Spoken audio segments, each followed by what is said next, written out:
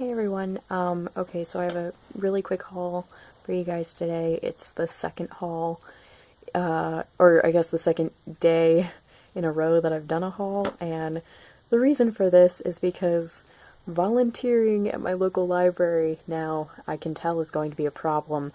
I already had like 18 things checked out, and I've gotten another 6 today, and maybe more from yesterday. So I think I'm at my max for, or like almost for checkouts, because the maximum number of things you can have out is 30. But the problem is that like I go and part of what I have to do is I get holds off the shelves and take them in the back to send them to other branches. And so, I have to go like up and down the aisles and like pretty much all over the library to like pick different things up. So I'll be picking up what I'm supposed to pick up, and then I'll look over and see something where I'm like, I should watch that, or I should read that. So this is the second day in a row where I've come home with like 5 or 6 things. So it might end up being a problem. But anyway, so the first thing that I got, if I can find it, was actually the only thing that I was supposed to pick up. I have been on the hold list for this for quite a while, and it is DC's Legends of Tomorrow. This is the spin-off show from The Flash and Arrow. Like, the order goes Arrow, Flash, Legends of Tomorrow, I think. And anyway, so I need to finish this because I only got like 4 episodes into it when I was originally watching, so I need to finish that.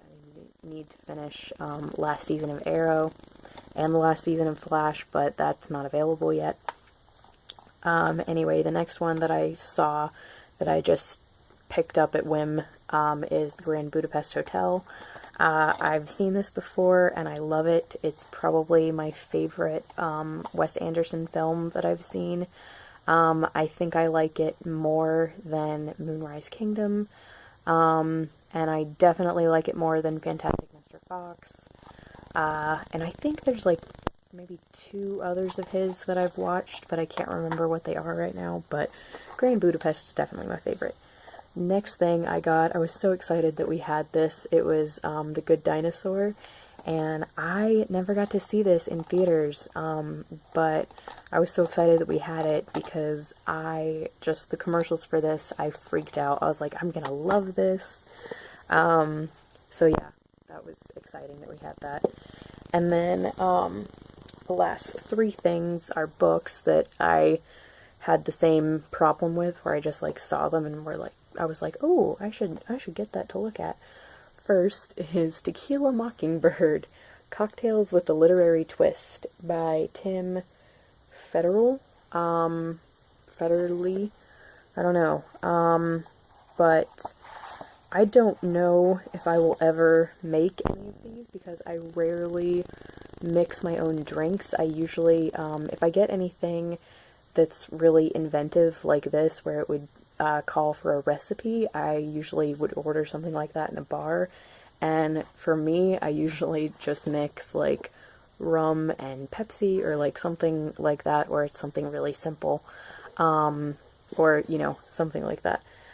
So this I'm probably just going to read for the literary connections, since I don't think I'll ever make any of these.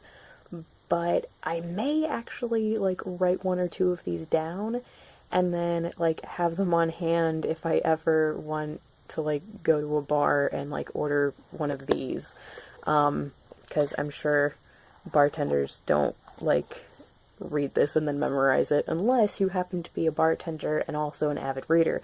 That would be pretty sweet. But anyway, super excited to read this. And then next, I was so excited when I saw this. This is Tales from the Perilous Realm by J.R.R. Tolkien.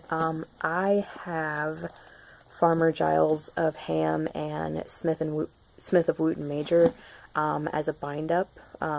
So I'm actually probably not going to read either of those, but I definitely want to read Roverandom and The Adventures of Tom Bombadil and Leaf by Niggle. So that's, yeah, that's 3 of them, and I definitely think I can do that pretty quickly.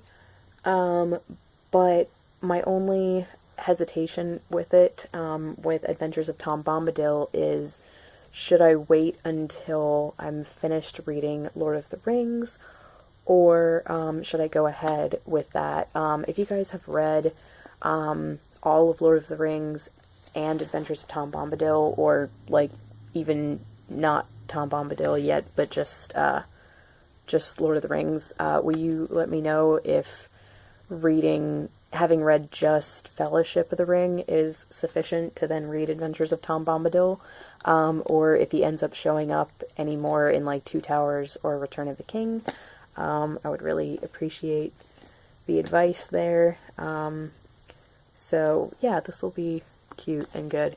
So super excited for this, and I love this cover so much. Like, it's a dragon. Oh, I think this illustration is supposed to be from Farmer Giles of Ham, I think, because there's a very similar but not as good illustration on my copy of that. So we'll see. And then the last one is one that I have had before, that I didn't get to, and that was The Pharaoh's Gate by Nick Bantock. I keep, like, saying that I'm going to finish rereading that series, the Griffin and Sabine series, and I haven't. So I checked this out again as a, not motive, incentive to finish the others is this one. So yes, I have a lot of things out from the library right now. Yep, don't know if I'm going to get to all of them, but I hope I'm going to get to most, and thank you so much for watching. Let me know what you guys think of any of these, and I'll talk to you guys later. Bye.